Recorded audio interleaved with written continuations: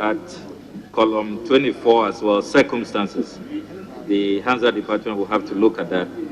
And then the third paragraph at column 25, members of parliament, not members of parliament as in plural. That will have to be cleaned up. Mr. Speaker, finally at column 42, the last paragraph, the Indian parliament should be captured accurately. Thank you very much. Table office, I hope you'll be following. And if you have any difficulty, you can cross-check from the member and do the writing.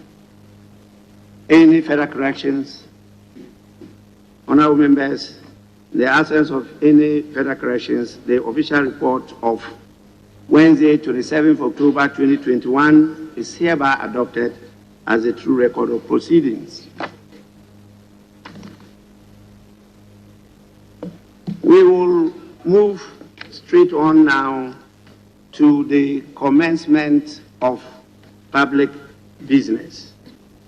That is item 6.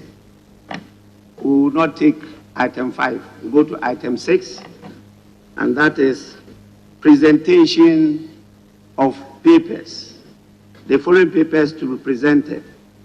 6A by the Minister for Finance, Roman 1.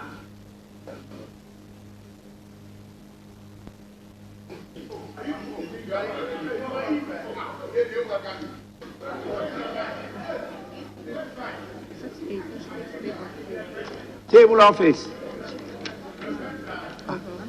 Annual reports on the petroleum funds for the 2021 fiscal year.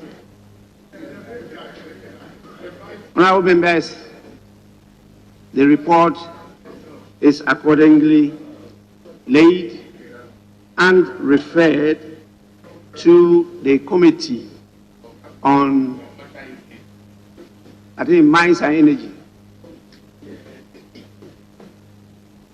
for consideration and report to the House. 6A Roman 2 by the Minister for Finance.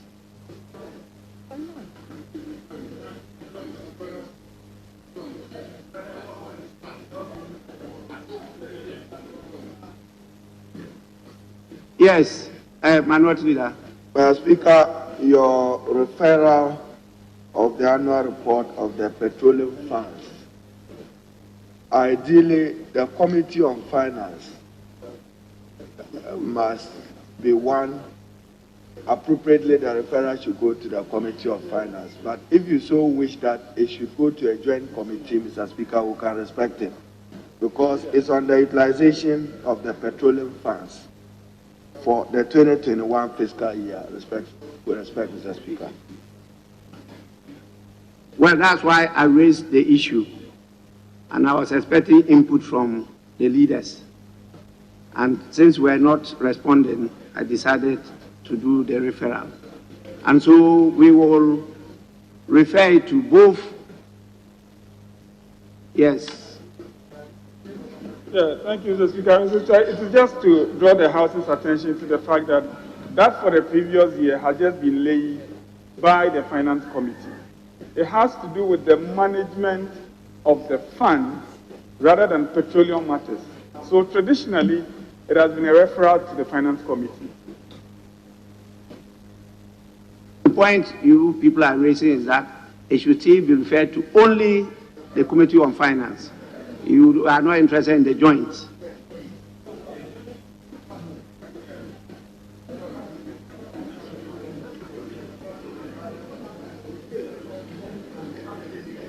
Actually, I'm not one of those who believe in the statement that this is how it's always done. No. They are conform to transform. I just conform because that's how it's always done. If that is how it's always done, you always reap the same results. We want to move forward. We want to develop. So please, we are looking at the best way of doing it. But if it is a case that the House wants us to still continue with that, because it's usually well done, why not? Yes. Well, thank you, Mr. Speaker. I guess you are just arriving at the point I wanted to make. It's the precedence it sets. But most of the items that will be referred to the Finance Committee relate to some sector. So as soon as we get into the business of joining them, we're going to have almost every referral to the Finance Committee. No, not necessarily. Don't go there.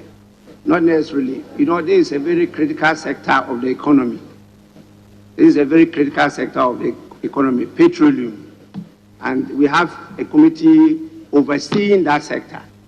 And now we're dealing with management of the funds. And that management is always referred to the Finance Committee. And so just saying that that other committee should be part of it, a joint committee, I don't think there's anything wrong with it. Yes. Mr. Speaker, I make reference to the papers to be presented by the Minister for Finance. The annual report on the petroleum funds for the 2021 fiscal year. We are now in November, so it is not possible for the Minister to submit report covering the entire year. Thank you. It should be clearer that he can specify the period for this particular report. If it is from January to June, they should state it. But so both 1 and 2. Honorable member, in the report yet. The report is now being presented to us. When you go to the report, you find the details. And if there's an issue to raise on that, you raise it in the report to the House. But now it's just presentation. Honorable members, that is still what is referred to the committee to deliberate on, including the caption. You can't disagree with me on this matter. Whatever is laid here and referred to the committee is subject to the consideration of the committee. And if you see anything wrong, even with the caption, you have the right, including the left, to put it in your report.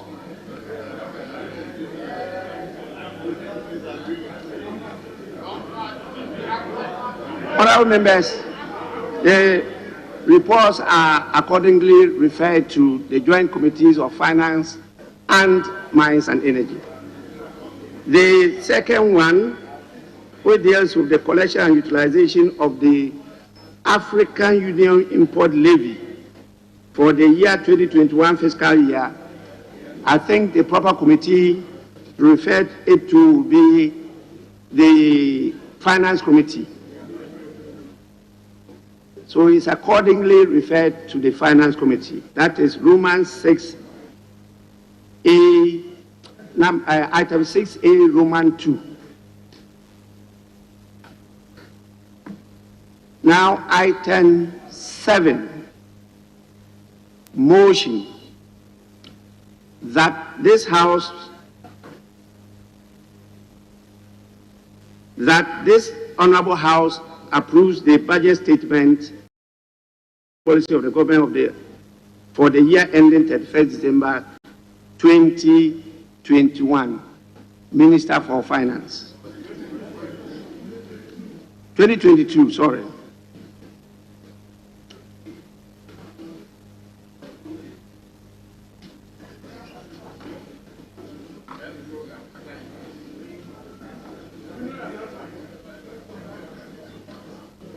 Please, honorable members, let's listen to the minister with rapt attention. Our constituents are watching and listening to us.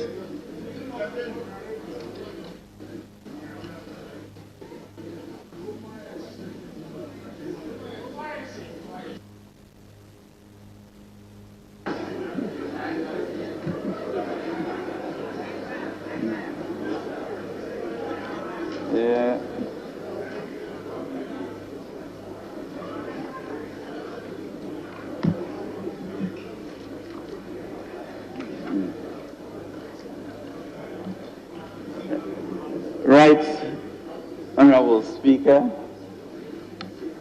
Honorable honorable members of Parliament, on the authority of His Excellency President Nana Addo Dankwa Akufo-Addo, I beg to move that this august House approves the financial policy of the Government of Ghana for the year ending 31st December 2022.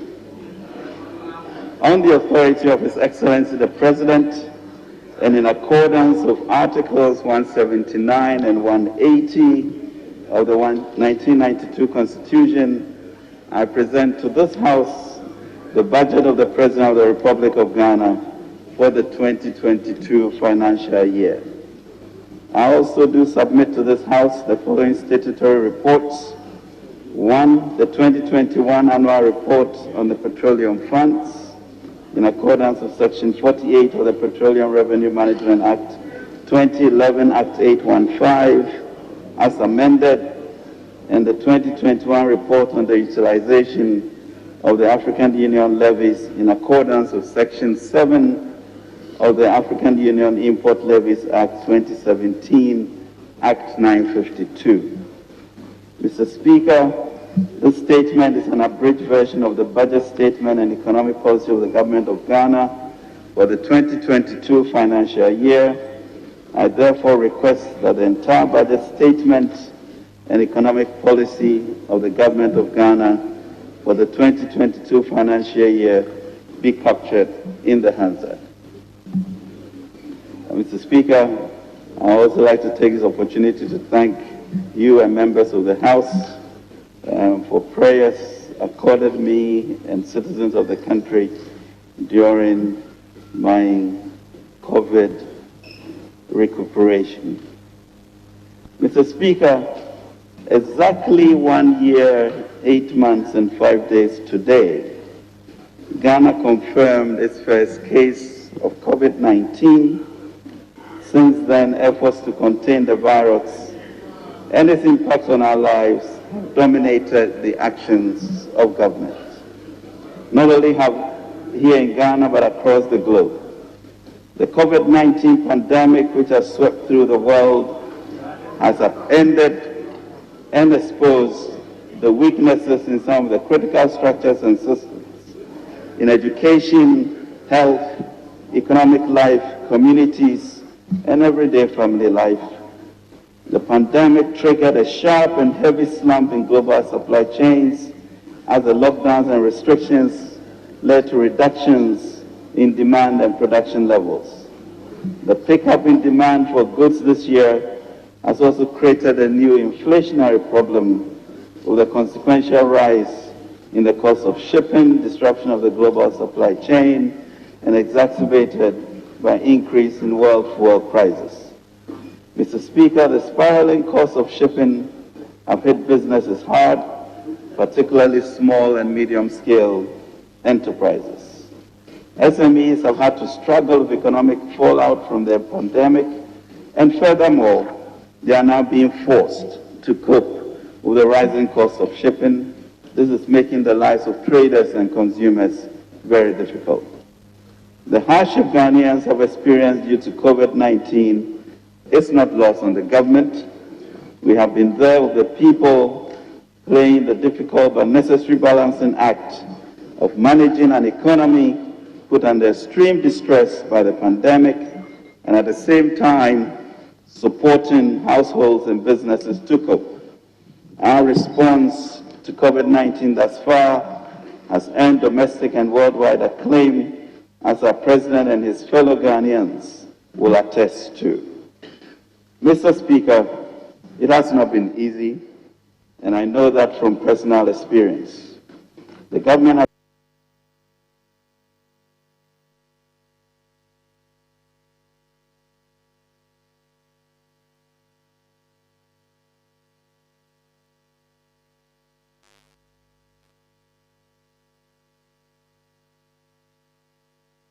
teachers who lost income for 12 months, business owners who lost earnings, the thousands of hospitality and tourism who were laid off, the slump in businesses built around our traditional and other social events, the jobless young people whose strenuous efforts to find work have been further compromised by the pandemic, and the impact on our mental health and well-being, which has also been profound.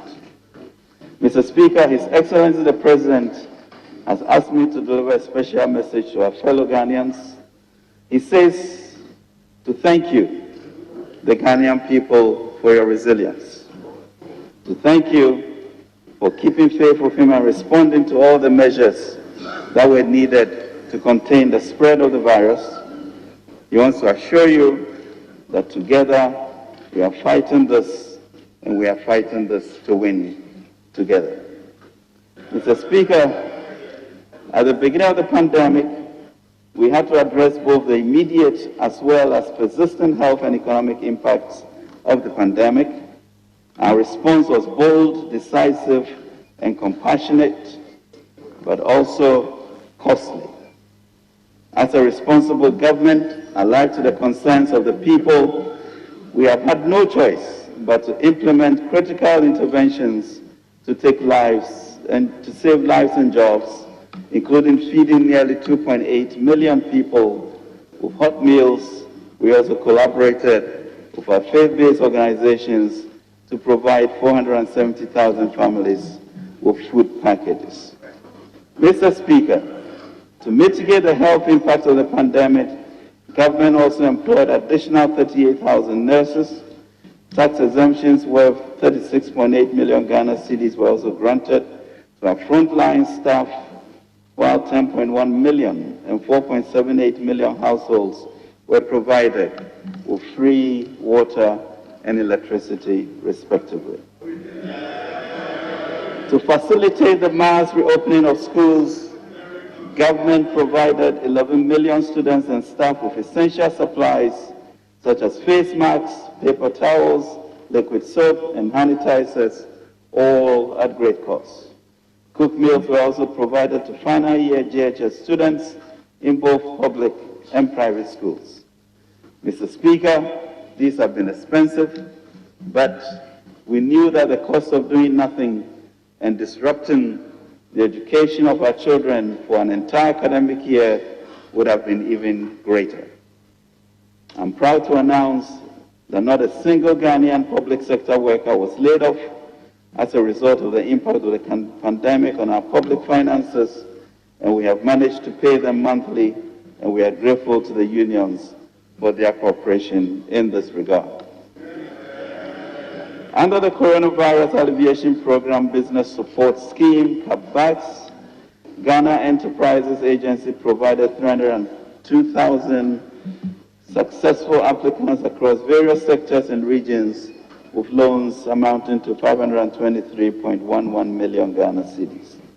Mr. Speaker, we also ensured payments of our obligations to contractors and provided payroll support to some state-owned enterprises to guarantee jobs. Thankfully, our president led and acted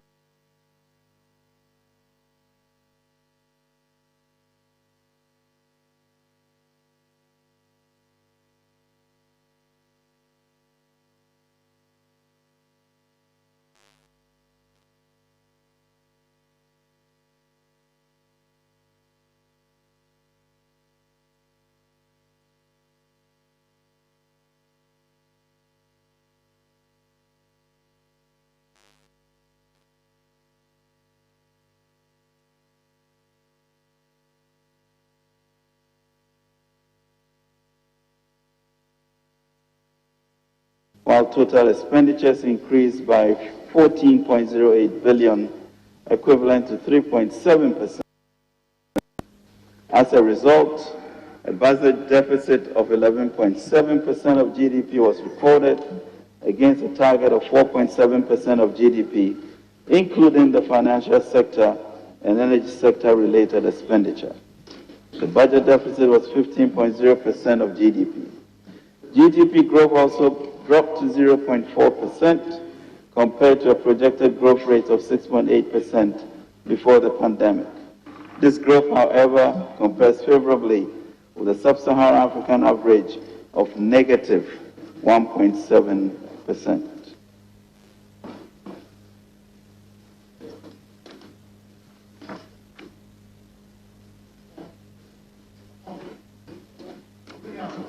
Mr. Speaker,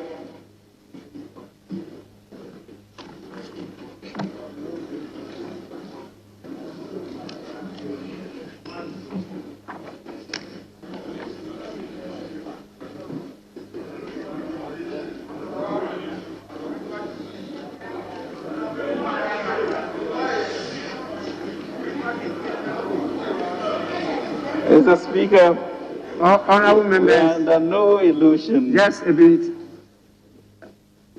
The first Deputy Speaker to take the chair. Beg your pardon? Shall I continue? Thank you very much, Mr. Speaker. Mr. Speaker, we are under no illusion as to the economic challenges facing our country today, how to ease the suffering of Ghanaians, transform the economy, how to ease the suffering of Ghanaians, transform the economy to create jobs, and share the expected wealth across all households, such as providing security and education, I would keep the President awake at night. How to broaden the revenue base, keep a grip on expenditure, protect the public purse, and at the same time build with urgency the needed infrastructure, collecting revenue, managing our debt and expenditure commitments, and paying the bills to stimulate economic activity are the orders he has given to us, his ministers, and other appointees to carry out over the next 3 years. Mr. Speaker, we know we can get the job done. It is well known that prior to the pandemic, we had stabilized and turned around the economy between January 2017 and March 2020. We had been able to reverse the worrying economic trends we inherited and place the country on a path of fiscal sustainability and growth. We doubled the economic growth rate from 3.4 percentage points to an average of 7% between the period. It is undisputed, Mr. Speaker, that we brought down the fiscal deficit below the 5% threshold. We improved our gross international 4.9 billion to 9.9 billion, 4.7 months of imports. We provided free SHS for 1.2 million Ghanaian students. We provided free hot meals for 3.4 million public pupils in basic schools. We supported 1.9 million farmers with improved seedlings and fertilizers through our Planting for Food and Jobs program. We provided temporary employment to 100,000 of young people through the NAPCO program. We abolished several Newton taxes. We set the nation on its biggest private sector-owned industrialization program in the history of Ghana with the 1D1F program, and we registered the biggest foreign exchange earnings from tourists during our historic 2019 year of return program. By March 2020, Mr. Speaker, our first quarter macro fiscal indicators reflected the turnaround we had accomplished over the 3.5 years. Indeed, we had just experienced an oversubscription of our 3 billion bond issuance and set a record of the longest sovereign Africa bond of 41 years on the international capital markets as a result of strong investor confidence. Mr. Speaker, then COVID struck. This derailed our transformation agenda and eroded the program we had attained the previous year. The focus on the 2021 budget statement and policy presented on 12 March 2021 was therefore anchored on debt sustainability and consolidation while providing some fiscal stimulus. We set out to complete ongoing programs and projects, consolidate the gains from the recovery efforts, and continue our agenda towards the revitalization and transformation of the economy. Today, 17th November 2021, I'm here on behalf of His Excellency the President to provide this august House with an update on progress we have made towards post-pandemic economic recovery following the confidence Ghanaians repose in him with a renewed mandate on 7th December 2020. I'll also share with you the plan to get us back to pre-pandemic macro stability and growth levels. More importantly, Mr. Speaker, I'll share the President's strategy to improve the living standards of Ghanaians and address the central challenge that confronts us today, unemployment. Mr. Speaker, we have no doubt in our capacity as a government to turn things around. We turned around the economic crisis we inherited in 2017. We are turning around the economic crisis.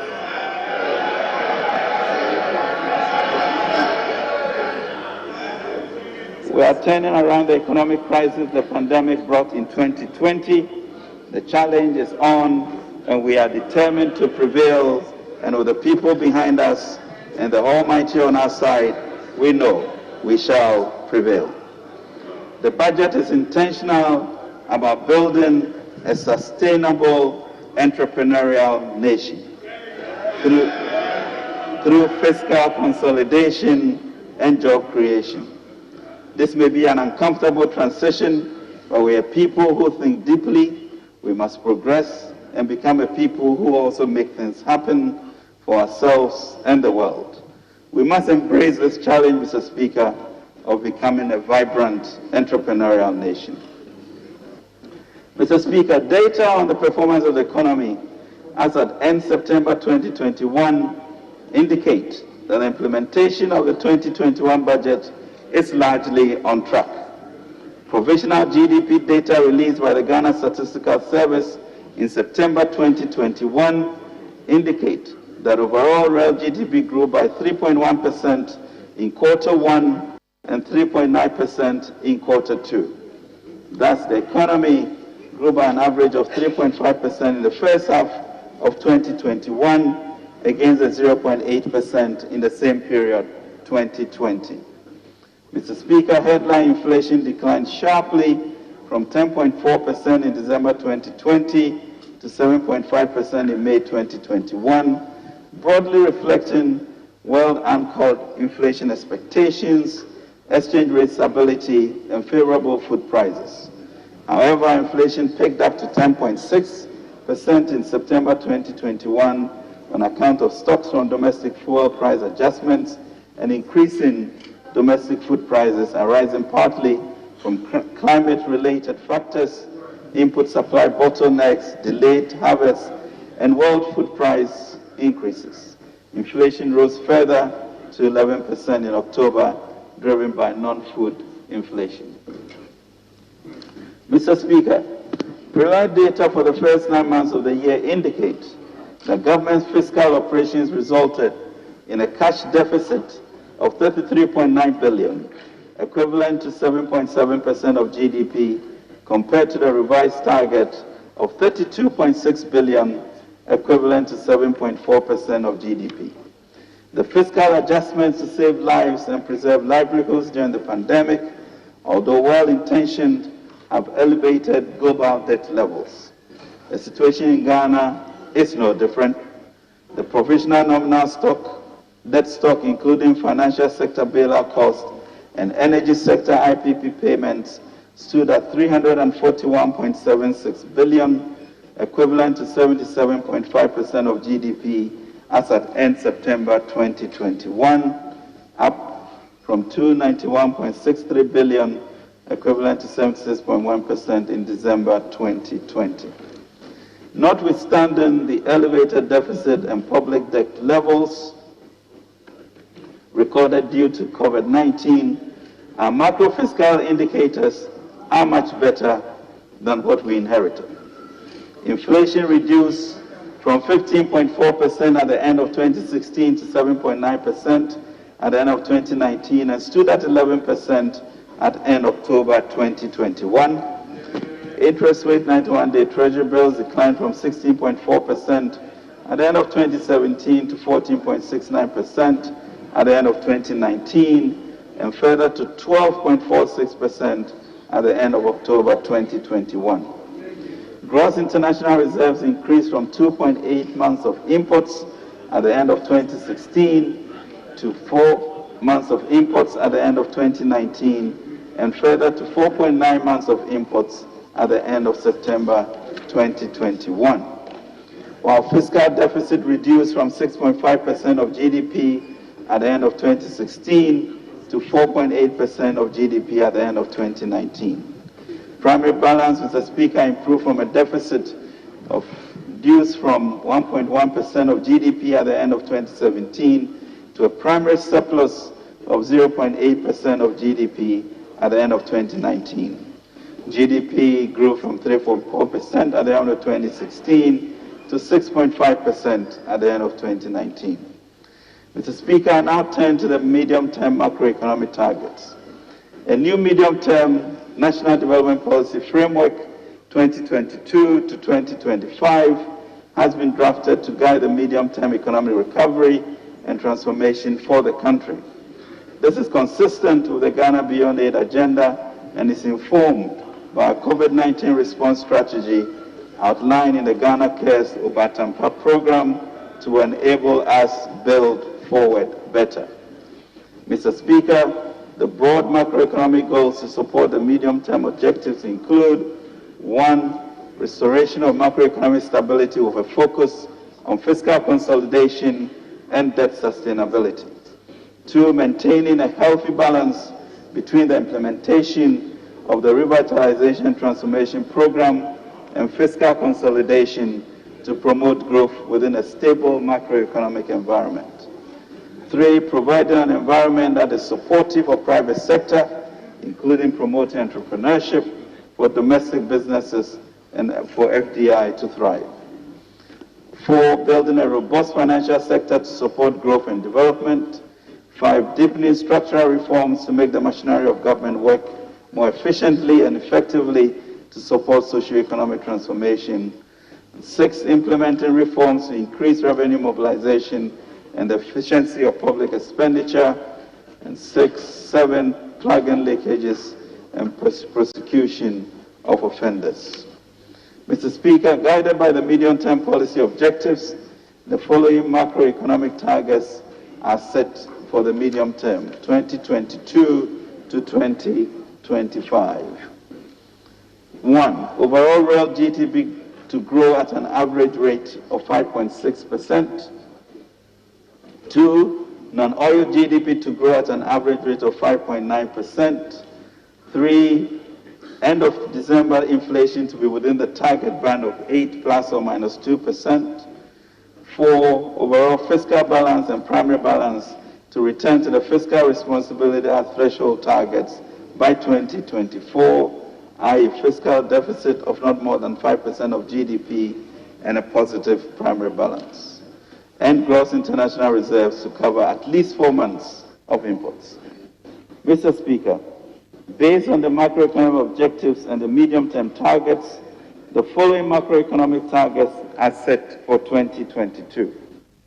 Overall real GDP growth of 5.8%, non-oil real GDP growth of 5.9%, end December inflation rate of 8%, fiscal deficit of 7.4%. Primary surplus of 0.1% of GDP and gross international reserves to cover not less than 4 months of imports. Mr. Speaker, total revenue and grants for 2022 is projected to rise above 100 billion for the first time, 100.5 billion Ghana cedis, equivalent to 20% of GDP, up from a projected outturn of 70.3 billion, equivalent to 16% of GDP for 2021. Domestic revenue estimated at 99.5 billion and represents an annual growth of 44% over the projected outturn for 2021. Mr. Speaker, the resource mobilization for 2022 is underpinned by revenue policy initiatives. The The increase in domestic revenue by 44% is as a result of the impact of a major progressive tax policy, complemented by improvements in tax compliance and reforms in revenue administration that we have outlined in this budget. Mr. Speaker, total expenditure, including clearance of arrears, is projected at 137.5 billion, equivalent to 27.4% of GDP. The estimate for 2022 represents a growth of 23.2% above the projected outturn of 111.6 billion Ghana cedis, equivalent to 25.3% of GDP for 2021. The key drivers of expenditure growth include capital expenditure, funding of key government flagship programs, wage bills, and interest payments. Mr. Speaker, based on the estimates of total revenue and grants and total expenditure, the 2022 fiscal operations will result in an overall fiscal deficit of Ghana 37 billion, equivalent to 7.4% of GDP. This includes the financial sector and energy sector IPP payments. This represents a nominal year-on-year reduction of about 30.7% over the projected outturn of 12.1% of GDP in 2021. The corresponding primary balance of 435 million Ghana cedis, equivalent to 0.1% of GDP, is also projected for this year. For next year, the signaling is clear. We are going to judiciously work our way out of our debt situation. Mr. Speaker, total foreign financing of the deficit, as well as exceptional financing, namely the IMF special drawing rights, would amount to 9.1 billion, equivalent to 1.8% of GDP, and will include a planned international financing program of 750 billion for liability management and budget support, particularly capital expenditure. On the other hand, financing of the deficit from domestic sources, including net issuances from debt, will amount to 27.9 billion, equivalent to 5.6% of GDP. The additional exceptional financing from the utilization of the newly allocated SDRs by the IMF will augment and reduce domestic borrowing needs. Mr. Speaker, as a country, we still rely heavily on debt financing to meet a significant portion of our expenditures compared to our peers. It is instructive to note that on the expenditure side, for instance, interest payments and compensation payments alone amounted to 48.7 billion, which is 103.3% of total revenue and grants for January to September 2021. In fact, Mr. Speaker, these two expenditure items absorb all the revenue collected for the period. This trend must be reversed. Mr. Speaker, a key focus of the budget is fiscal consolidation to enhance debt and fiscal sustainability as we implement economic revitalization and transformation post-COVID-19 to save more lives from the COVID pandemic and better the lives of Ghanaians. It is for this reason that government is proposing for the consideration and approval of Parliament the revenue enhancing and expenditure rationalization measures in this budget.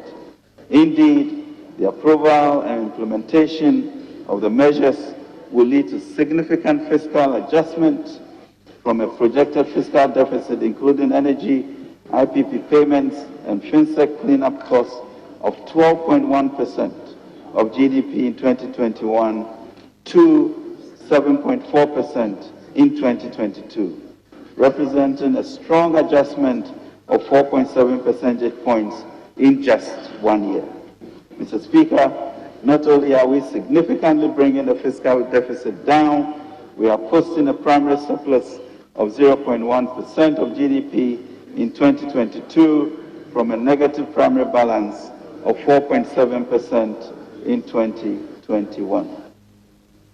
We are confident, though, that the needed fiscal space to continue to support broad-based inclusive growth will not elude us. Mr. Speaker, as a people, we are very proud of our history and heritage. We believe in our ability to be self-sustaining. After all, we are a country that became the world's largest producer of cocoa, with farmers working on small farmlands. These farmers bring in some $2 billion annually. We believe in our capability to mobilize the resources, human, natural, and domestic finances to transform our lives. This will require that we share the burden so that every adult Ghanaian will contribute to the delivery of critical infrastructure, social services, and improve lives. This revenue mobilization must be a collective effort, and we must all contribute to make this a reality. Mr. Speaker, the Ghana Statistical Services has completed a preliminary report on the 2021 population and housing census. The census provided useful information that would inform the effective planning and implementation of government policies. However, the data presented also shows some trends that need to be addressed to build a more equitable society. Interestingly, out of the total population of 30.8 million, only 2,364,348 persons are bearing the burden of the entire population as taxpayers as at August 2021. Registered voter population of 17,027,941 as of 2020. Only 1,643,839 persons are captured by SNIT as active contributors to Tier 1 pensions, and 2.1 million, less than 10% of the total population, as active contributors to Tier 2 as of June 2021. Only 45,109 entities are registered as corporate taxpayers. Only 54,364 persons are registered as self-employed taxpayers at the Ghana Revenue Authority, and only 136,198 entities are registered businesses at the Registrar General's Department as of August 2021, of which 80% are self-employed.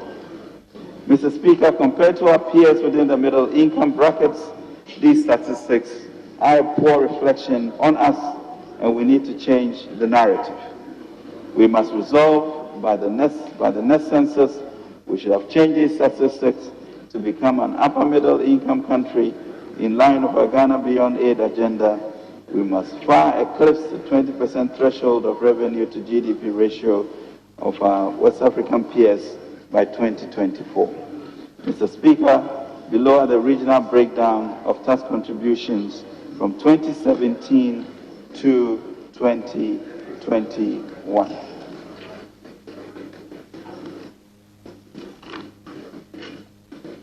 Mr. Speaker, Greater Accra contributes almost 90% of our domestic tax, and Ashanti, Western, and Eastern regions together contribute barely 3% of domestic taxes.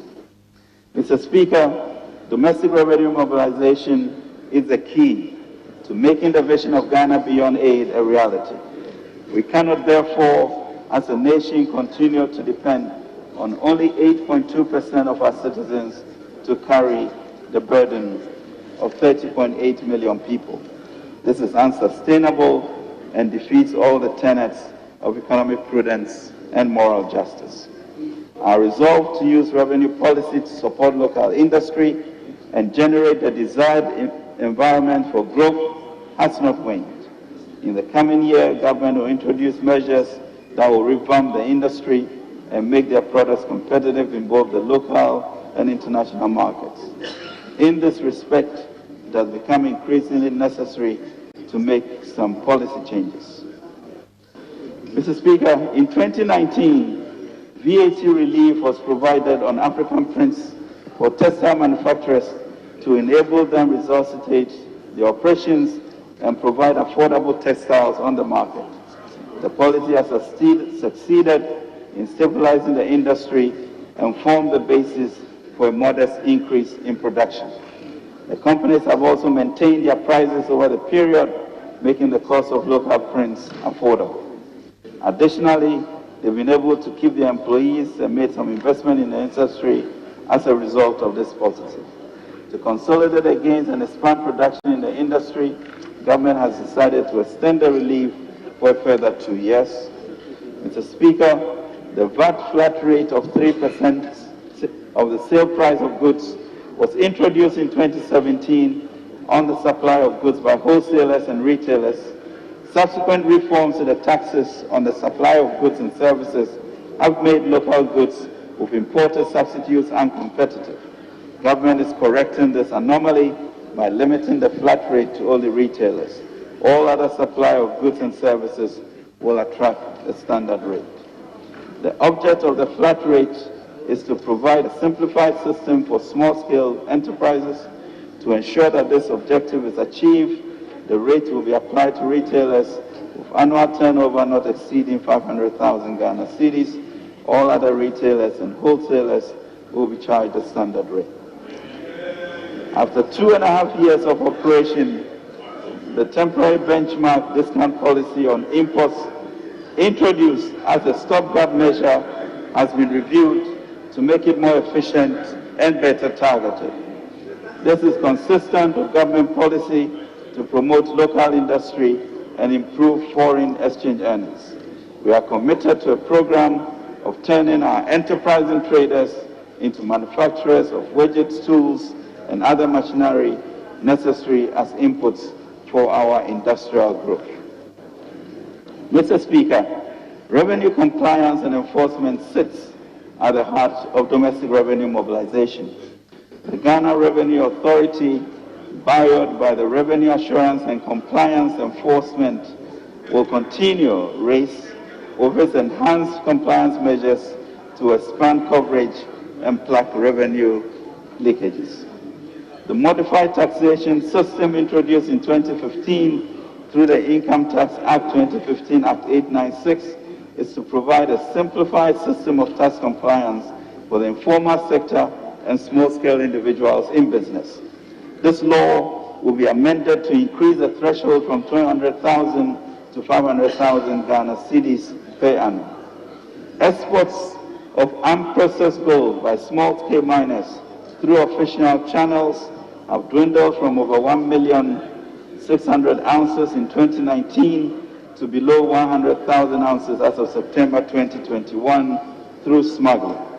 To stem this tide, government, in consultation with the stakeholders in the industry, has decided to reduce the withholding tax rate for sale of unprocessed gold by small-scale miners on whom the incidence of the tax is from 3% to 1.5%. Government is committed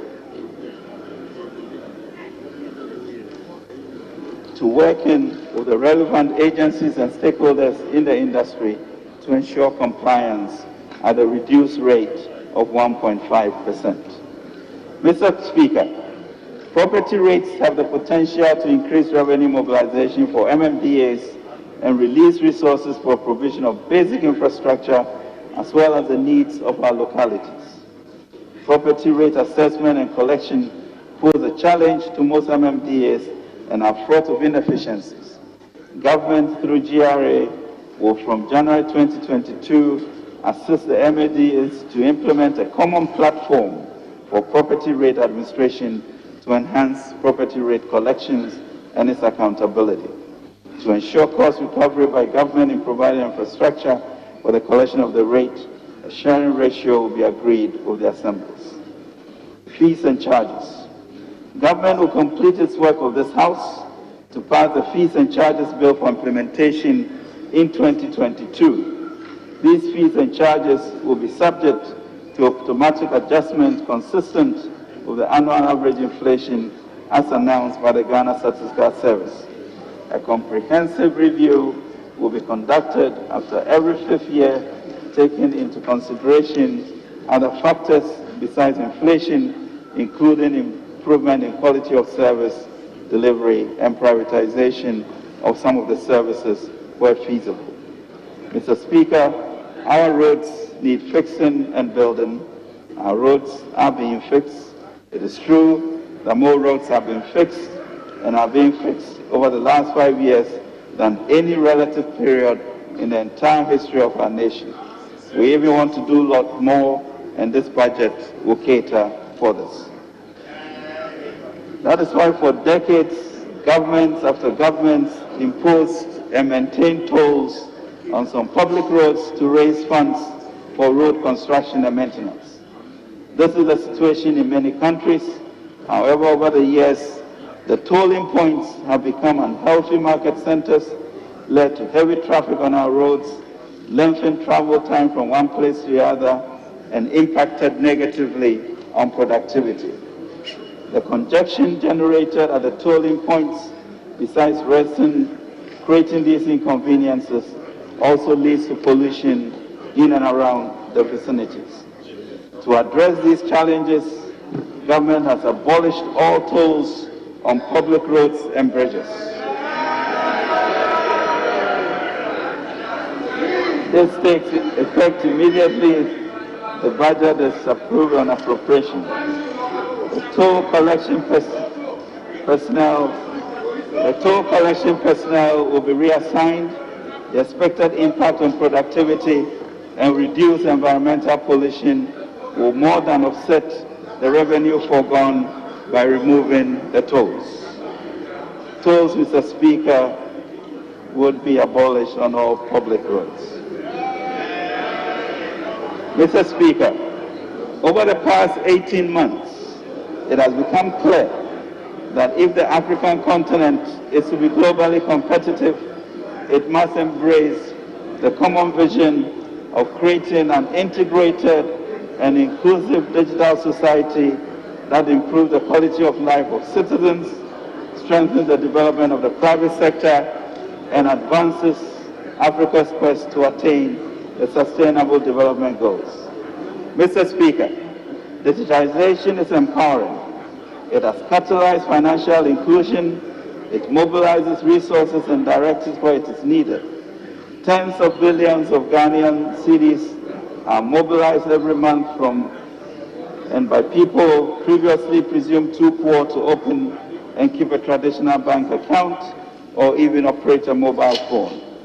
With millions of Ghanaians tapping into the convenience of simplified online paying systems, transactions that used to take place on the blind side of the central bank is now fully visible. It is contributing to the formalization of our economy, a subject about which so much had been said for years, but which so little had been actually done. With digitization, state institutions are more able to plug revenue leakages and thus increase internally generated funds. That gives them the capacity to potentially pay their workers better wages and reduce borrowing by central government for capital expenditure because they can go to a bank on the strength of their own books and so reduce the country's debt overhang over time.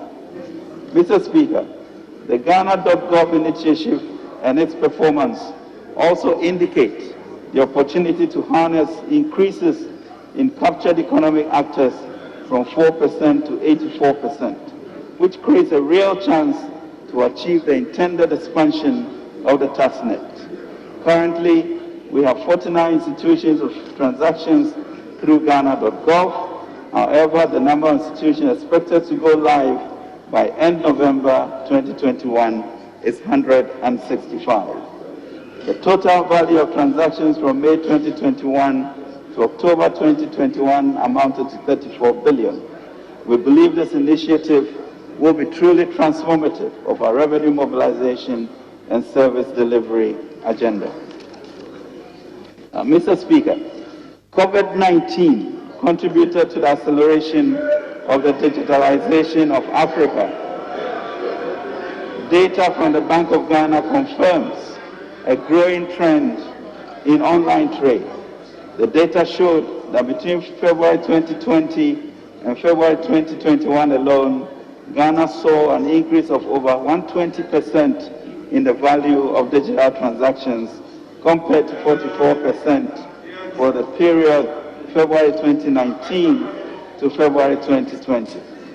Apart from the convenience online trading offers, the surge has happened globally was primarily due to the increase in the use of digital platforms as a result of the COVID-19 pandemic. Total value of transactions for 2020 was estimated to be over 500 billion Ghana cedis compared to 78 billion cedis in 2016, just 5 years ago. While total money subscribers and active mobile money users have grown by an average rate of 18% and 16% respectively between 2016 and 2019. Mr. Speaker, it has become clear that there is this enormous potential to increase tax revenue by bringing into the tax bracket transactions that could be best defined as being undertaken in the informal economy. After considerable deliberation, government has decided to place a levy on all electronic transactions to widen the tax net and rope in the informal sector. This shall be known as the Electronic Transaction Levy or e-levy.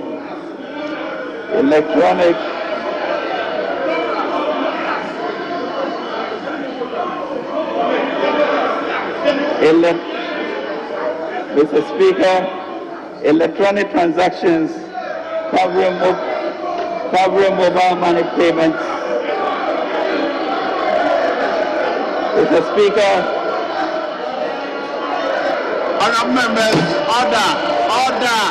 Electronic mobile money payments, bank transfers, merchant payments, and e-mode remittances will be charged at an applicable rate of 1.75%, which shall be borne by the sender, except e-mode remittances, which will be borne by the recipient. Mr. Speaker, to safeguard efforts be made to enhance financial inclusion and protect the vulnerable, all transactions that add up to 100 Ghana cedis or less per day, which is approximately 3,000 Ghana cedis per month, will be exempt from this levy. A portion of the proceeds from the e-levy will be used to support entrepreneurship, youth employment, cybersecurity, digital and road infrastructure, among others. Mr. Speaker, taxi Agyapong, yinina betia. This tax is one, and we shall all pay. Mr. Speaker, this new policy also comes into effect once appropriation is passed on 1st January 2022. Government will work with all industry partners to ensure that their systems and payment platforms are configured to implement this policy. And they will make money from there. Mr. Speaker, burden sharing. The good people of Ghana have given us a mandate to get things done. For us as a government, this is a clarion call for a new deal, a chance to renew the social contract of our democracy. As Rainbow Neighbor once said, and I quote, "Nothing worth doing is completed in our lifetime, therefore we must be saved by hope. Nothing true or beautiful or good makes complete sense in any immediate context of history, therefore we must be saved by faith. Nothing we do, however virtuous, can be accomplished alone, therefore we are saved by love. Therefore we need to act together as each other's keeper after the unprecedented shock that the pandemic was for the world and for Ghana. We owe each other to share the burden of the recovery. Citizens that have not suffered as much a loss of income during the pandemic ought to sacrifice for the rest. Citizens should be called upon to look beyond their own self-interest and work for a great common interest. Our country needs this sacrifice. This budget calls upon the wealthy and the middle class to do their part through property taxes, through streamlined exemptions bills, through the removal of benchmark values as selected imported goods, and through targeted digital tax. In doing so, they will also look after future generations by limiting debt accumulation. Mr. Speaker, after undergoing several reviews, the exemption bill has been completed and laid before Parliament. We will work with this House for final passage and implementation in 2022.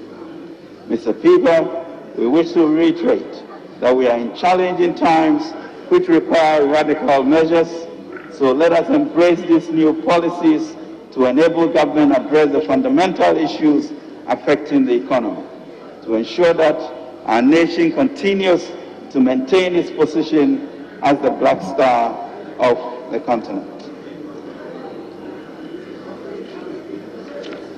The good people of Ghana has given us a mandate to get things done.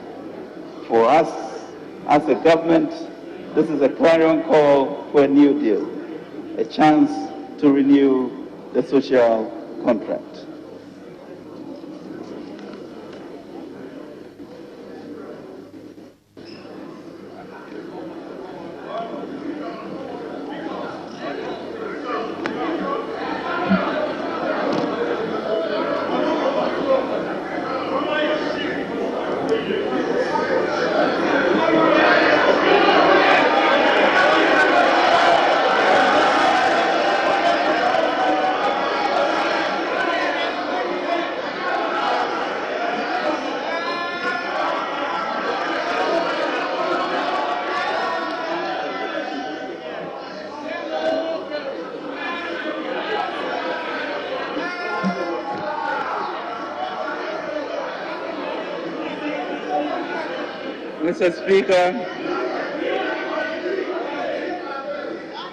Mr. Speaker, we are building a sustainable entrepreneurial nation.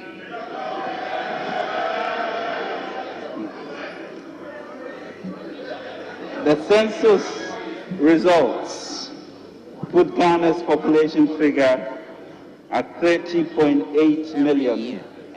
And of this number, 42.8% constitutes the adult population above 18 years, while 58.2% constitute the population below 18 years. Mr. Speaker, with this youthful population, there's an urgent need to provide the necessary environment for the private sector. In this regard, government will implement a major intervention to empower existing private sector businesses to be robust and dynamic, to expand and create jobs, whilst giving a strong hand up to the youth. Mr. Speaker, in the past 15 years, successive governments have endeavored to implement various employment schemes to partially address the unemployment situation in the country. In 2006, President Kufuor initiated the Youth Employment Scheme, which provided meaningful employment avenues to many of our youth. Since then, we have implemented a number of such schemes, with the current ones being NAPCO, 100,000 youth covered, YEA, 80,538 beneficiaries, afforestation, 44,682 youth engaged, National Alternative Employment and Livelihood Program. In addition, government has employed some 295,000 into the public sector payroll since 2017 alone, and in 2021 alone, financial clearance totaling 72,825 has been granted. Mr. Speaker, in spite of these efforts, we continue to have a huge number of our young people without jobs. Mr. Speaker, this budget is redefining our development paradigm by focusing on the private sector particularly on entrepreneurship development. We will build an entrepreneurial nation by aggressively implementing programs that empowers the majority of our young people to employ their God-given talents to take risks and become job creators instead of job seekers. Honorable Minister, honorable members, having regards to the state of the business of the House, I direct that the House sits outside the regular sitting hours. You may continue. You may continue. Thank you, Mr. Speaker. In the pursuit of this objective, we will address the challenges our existing and aspiring entrepreneurs face. These challenges include access to credit and finance, regulatory and tax burdens, lack of skills, as well as mentorship. We will do this whilst intensifying our efforts to support the private sector to expand and create jobs. Mr. Speaker, this understanding of the youth employment challenge, as well as extensive consultations of stakeholders, including youth associations and educational institutions across the country, have led to the development of what we call the Youth Start Initiative. Youth Start Initiative, which proposes to use 1 billion Ghana cedis each year. Proposes to use 1 billion Ghana cedis each year to catalyze an ecosystem to create 1 million jobs, and in partnership with the financial institutions and development partners, raise another 2 billion Ghana cedis over the 3-year period. In addition, Mr. Speaker, our local banks have agreed to a package that will result in increasing their SME portfolio up to 5 billion Ghana cedis over the next 3 years. This, Mr. Speaker, results in an unprecedented, historic 10 billion cedi commitment in the next 3 years to the private sector and the Youth Start program over the next 3 years. Mr. Speaker, implementing partners of the Youth Start. Mr. Speaker, the Ghana Enterprises Agency, the National Entrepreneurship and Innovation Program, and partner financial institutions will serve as the implementing arm of Youth Start. Entrepreneurs will be able to apply for support through a dedicated Youth Start online port line.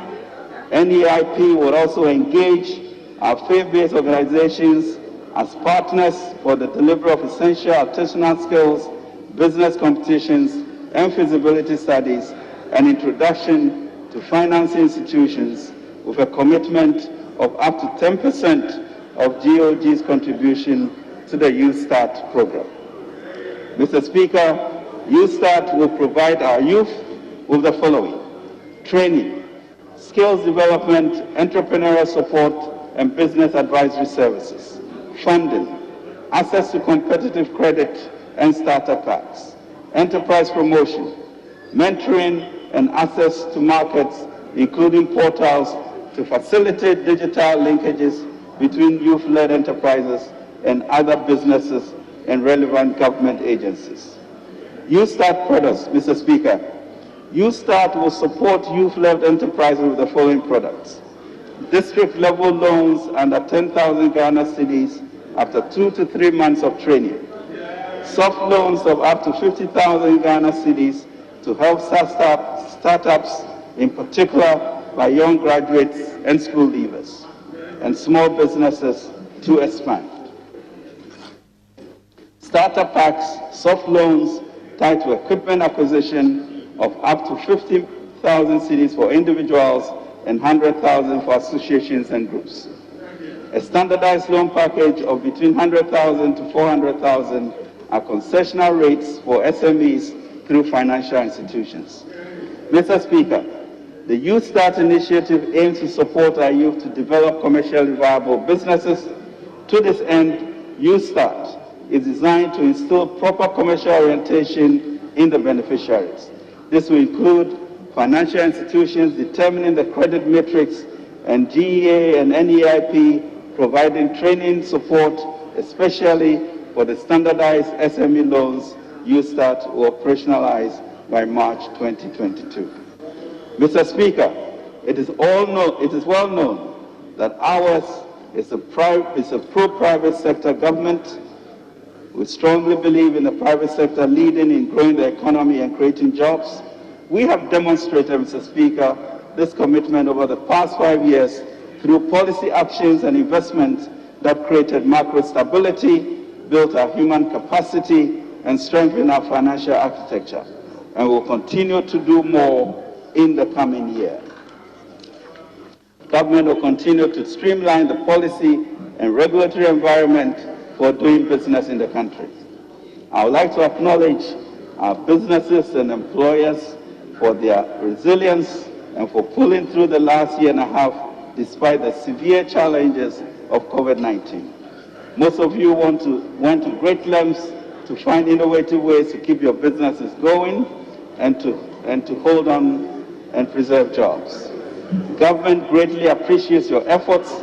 We'll continue to provide support to the CARES Guarantee Scheme, GERSEL, and other initiatives to facilitate the expansion and growth of our already existing businesses. In addition, though, guarantees provided by GERSEL, government is facilitating access to loans for agribusinesses. Over the past year, GERSEL, working with banks, has facilitated production and export expansion in a number of agribusinesses. Mr. Speaker, permit me to extend gratitude to the leadership of the commercial banks who engaged the President in October 2021. I'm happy to report that as a result, the Ghana Bankers Association, working with the various banks, have resolved to collectively accelerate their portfolio allocation to qualifying SMEs to fast-track our phase of economic recovery post-COVID-19. My ministry is working with the Ghana Bankers Association to conclude the terms to ensure the facilitation of the 500 billion Ghana cedis over the next 3 years. In addition, the banking industry, Mr. Speaker, has committed 75 million Ghana cedis over the next 3 years to collectively engage in skills development programs for a minimum of 150,000 young graduates and youth entrepreneurs by engaging in activities. To achieve this, the banks have pledged to review the internal processes and procedures to facilitate easier access to credit by SMEs. Mr. Speaker, a 10 billion facility for 3 years will completely revamp the state of our SMEs and will ensure that our youth have jobs and youth become job creators and not only job seekers, even as the private sector expands to be able to absorb more of them. Mr. Speaker, I have great news. On Friday, November 12, 2021, the good governor of the Bank of Ghana formally handed over the license for the Development Bank of Ghana. With the establishment of the Development Bank of Ghana, which is being capitalized at, Mr. Speaker, $1 billion US, of which we have already gotten $800 million now. With the establishment of the Development Bank of Ghana, government will provide a powerful response to a long-standing desire of our businesses to easier access to medium and long-term loans at affordable interest rates. Not only will the Development Bank of Ghana, as a wholesale bank, provide loans to financial institutions, it will also provide partial credit guarantees to complement the efforts of GERSEL in agriculture and agribusiness. Mr. Speaker, following the extensive financial sector reforms coupled with the establishment of the Development Bank of Ghana, the conversion of the Ghana Amalgamated Trust into a permanent investment vehicle, we now have a robust financial ecosystem that will support businesses from early stage to mature stage. Mr. Speaker, the NAPCO program was designed as a temporary stepping stone for young graduates for a period of 3 years. In the last 3 years, 100,000 young graduates have benefited from the NAPCO program, with over 33,000 trainees already securing jobs. Government will work to ensure that the remaining NAPCO trainees are effectively supported to take advantage of the opportunities USAS presents. Mr. Speaker, in response to the COVID-19 pandemic, government under the able leadership of His Excellency President Akufo-Addo quickly developed a 100 billion COVID-19 alleviation and revitalization enterprise program, what we call the Ghana Cares Obatampe program. This blueprint, which brought instant and significant relief to our people, is revitalizing our nation by improving the business climate, supporting the private sector, and providing job opportunities for the youth. Mr. Speaker, the revitalization of the Cares Obatampe program has 3 key thrusts. The first is to support the private sector, particularly in agribusiness and manufacturing, ICT, and digitization. The second thrust is to aggressively support entrepreneurship in order to create job opportunities for our growing and increasing educated youth. The third thrust is to optimize implementation of government transformation agenda for greater results. Since its launch in November 2020, the Obatampe program has targeted strategic management and technical interventions in the agriculture, manufacturing, trade, and export sectors. The urgent and transformative vision of the CARES program implied that we could not proceed with a business-as-usual approach. We therefore swiftly adopted the compact framework to strongly link resources to results. As at the end of July 2021, 8 implementation compacts were signed between the Ministry of Finance and participating MDAs.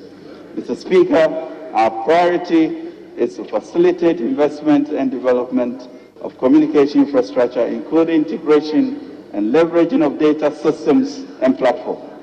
Government is working towards enhancing the capacity of key institutions and strengthening coordination with the private sector.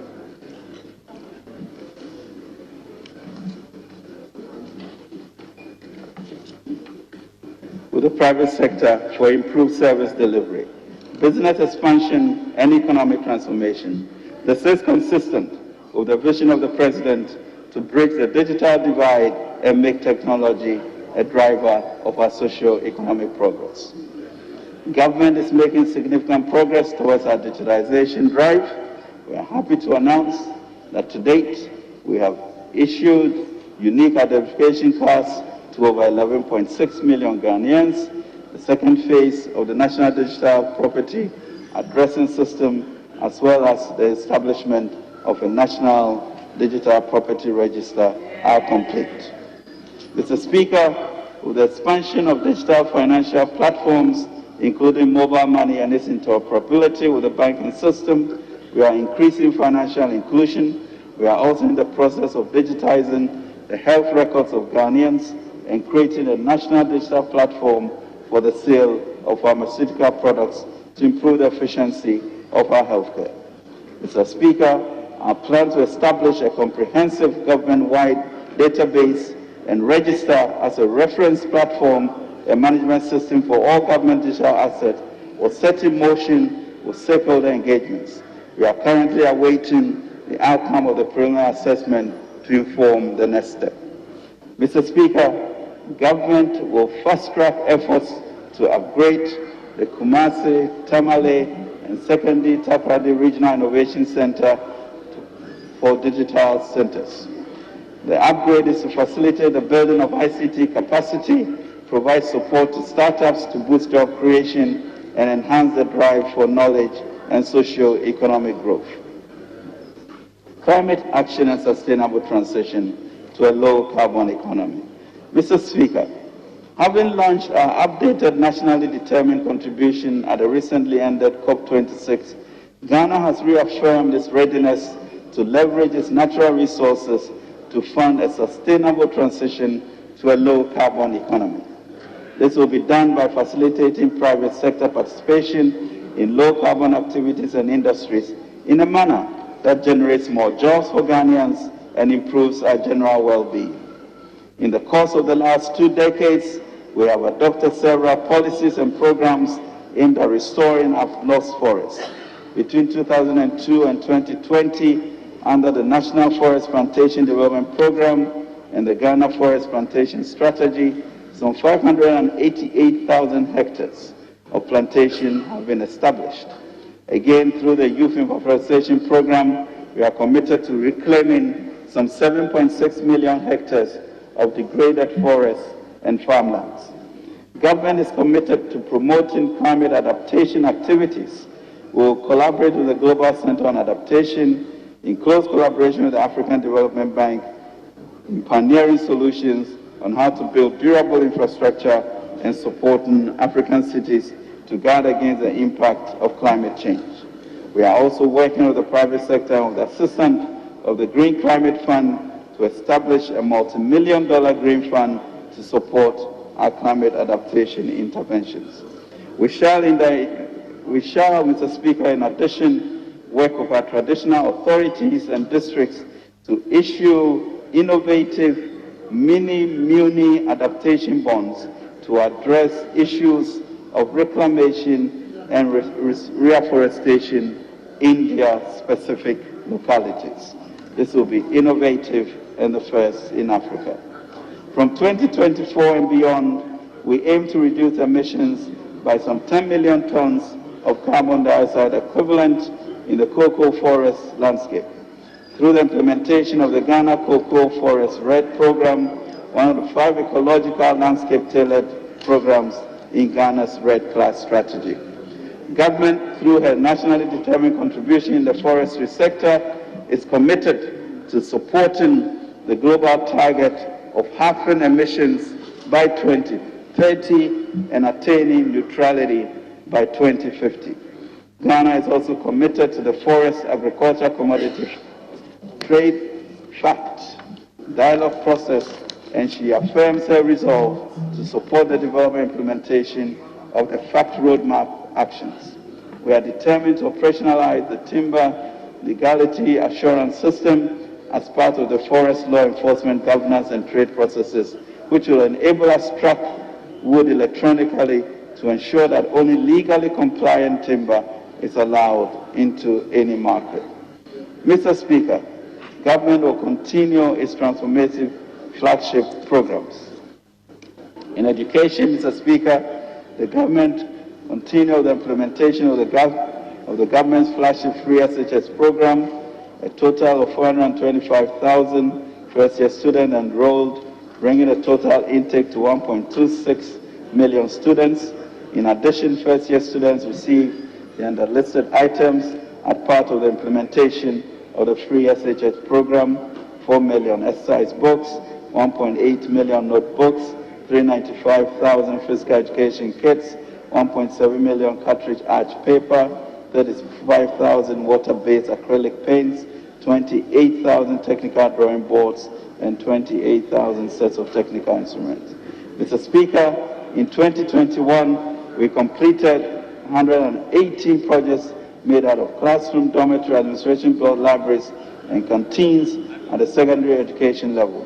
The number of completed projects under the free senior high school infrastructure intervention stands at 657 out of a total of 1,119 projects from GET Fund and other funding sources.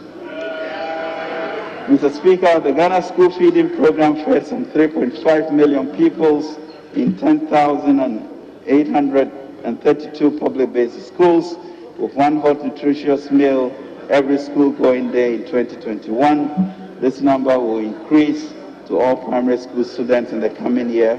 The program provided employment for some 32,496 caterers and created a ready market for local farmers.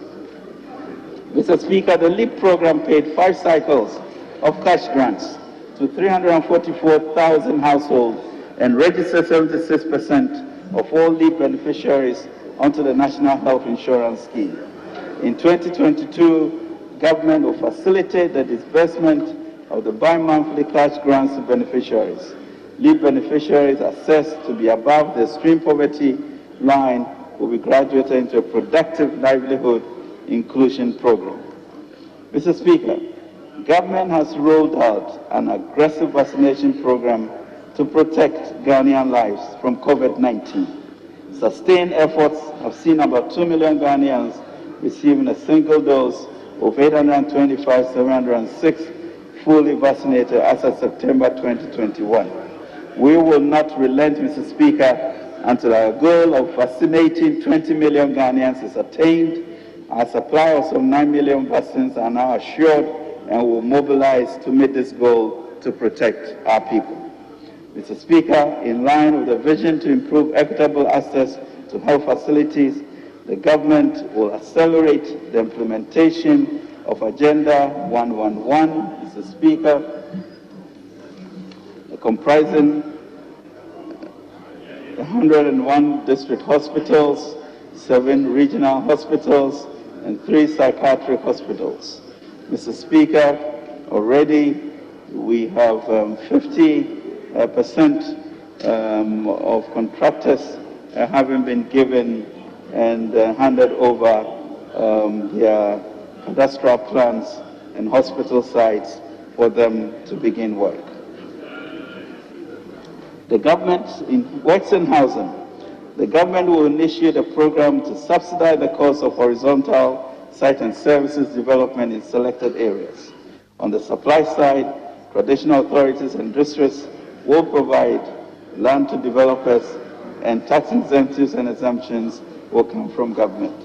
On the demand side, government is establishing a national home ownership fund to support mortgage schemes and REITs, while also promoting rent-to-own schemes in the country. To scale up, we commence engagement with participating financial institutions to promote residential rent-to-own schemes and to support the development of a private sector mortgage refinance institution. With the support of the Obatampa Ghana Cares program, the National Home Ownership Fund is facilitating the use of innovative products to tap into pension funds and other long-term funds to support home ownership in Ghana. Trade and industry.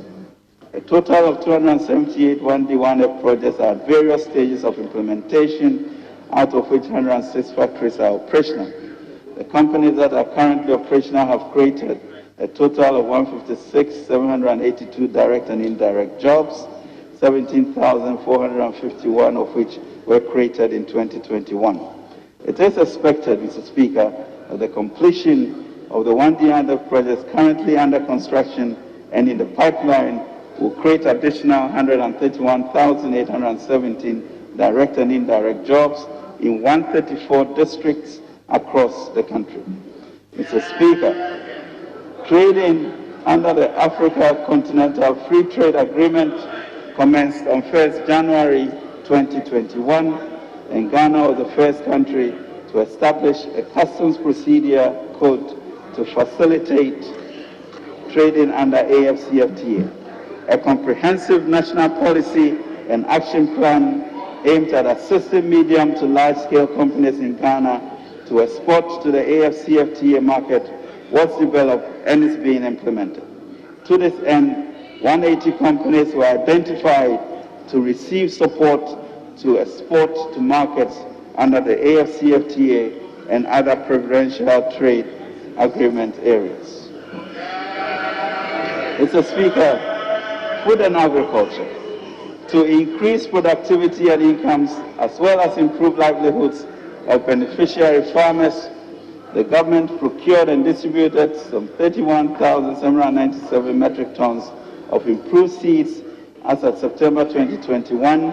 In addition, 259,500 metric tons of various fertilizers were also distributed to planting for food and jobs beneficiaries across the country. Mr. Speaker, under the Savannah Agriculture Productivity Improvement Project, the government developed 1,000 hectares of farmland in Gbedimblesi, Kojokwe, and Janko for rice production, which are estimated to yield about 40% above the national average production of 2.5 to 3 metric tons in lowland valleys. Mr. Speaker, to ensure safe launching and landing of artisanal fishing, as well as create and maintain hygienic environment and job opportunities within the fishing communities, government will continue with the construction of the 14 fishing landing sites, which are various stages of completion. Government expects to complete approximately 60% of this in 2022. Mr. Speaker, to improve revenue generation and management at the local level, government rolled out the district-level revenue DL-Rev software in 114 metropolitan, municipal, and district assemblies across the country. In 2022, we will roll out the software in the remaining MMDAs to improve on their revenue mobilization. Infrastructure for Poverty Eradication Program. Mr. Speaker, government will focus on completing the almost 5,000 ongoing projects under the Infrastructure for Poverty Eradication Program in 2020. So far, a total of 730 out of the 1,000 mechanized water systems, as well as 507 small F dams out of the 560 targeted, have been completed under the One Village, One Dam initiative. All the 50 rural markets targeted under the agriculture component have been completed. Furthermore, 451 additional constituency projects, which cut across all sectors such as health, education, agriculture, roads, and security, have been concluded and are in use by the beneficiary communities. Mr. Speaker, we commit to completing all the projects in the next 2 years. Mr. Speaker, in 2022, Ghana will participate in the Commonwealth Games in Birmingham and continue preparatory activities towards organizing and hosting the 13th Africa Games in Accra in 2023. Government will procure sports logistics and equipment and begin the construction of a new multi-purpose sports hall, hostel facilities, and Olympic-sized swimming pool at Boteman in Accra. Mr. Speaker, some stadia across the country were renovated in 2021 and at various stages of completion as follows. Accra Sports Stadium, 98%, Phase 1 of Baba Yara Stadium, 98%, Esipon Stadium, 90% complete, Cape Coast Stadium, 60%. In 2022, government will continue the construction of the Abreu and the new Edubiasi Sports Stadia, as well as commence the rehabilitation of the Sunyani Coronation Park Stadium. Mr. Speaker, government continues to expand power generation capacity to meet domestic, commercial, and industrial needs of customers. In this regard, construction work on the 200 megawatt phase of the 400 megawatt early power project continued in 2021. Construction works for Stage 1A are 99.7% complete, and works for the Stage 18 combined cycle are 93% complete. In 2022, a joint venture partner will be engaged to undertake the repowering of the T3 power project with VRA. Mr. Speaker, to ensure power is affordable for industrial, commercial, and residential use, government, in collaboration with key stakeholders, continued with the renegotiation and restructuring of power purchase agreements. Government has reached agreements with some IPPs to convert power plants to tolling structures, switch to natural gas, as well as reduce tariffs. This is expected to result in considerable savings to government and the nation over the remaining lifespan of the PPAs.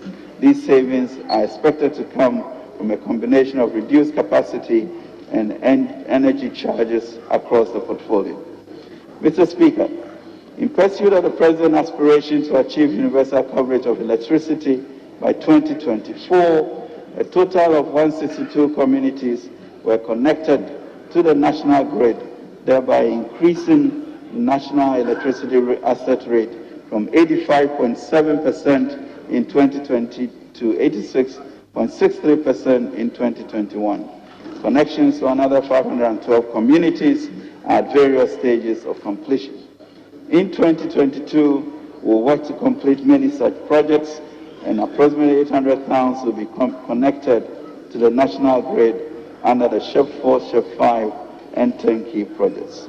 The government, Mr. Speaker, is committed to using indigenous entrepreneurs to complete these projects.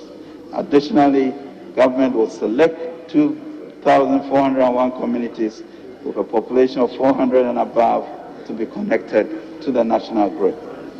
Mr. Speaker, as part of the strategy to electrify island communities and hard-to-reach areas with renewable energy technologies, the construction of 3 mini-grids at Agyapong, Aflevi, and Alopem Islands in the Adan East District of the Greater Accra region commenced and are expected to be completed in 2022.